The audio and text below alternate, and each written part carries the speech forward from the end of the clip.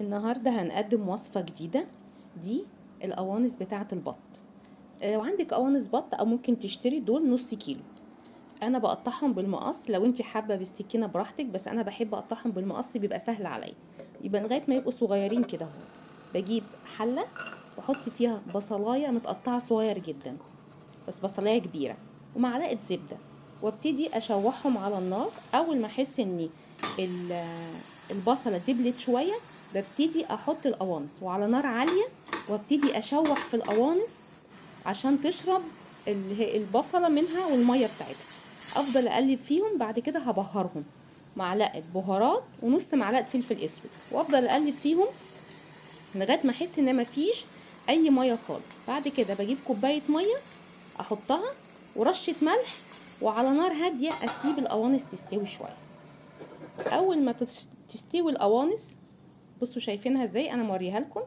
بكون جايبه نص كيلو فريك مغسول بس ما نقعتوش، وابتدي احطه عليها واقلب الفريك عشان يشرب من الميه اللي كانت في القوانص. اقلب شويه عليها، اول ما احس ان دخلوا في بعض، اندمجوا يعني مع بعض، بحط كوبايتين ونص ميه واكمل رشه الملح عليها، وافضل اقلب فيهم.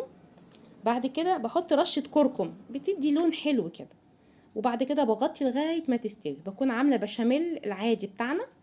ادي الكبد والقوانص استوت والفريك 3/4 سوا.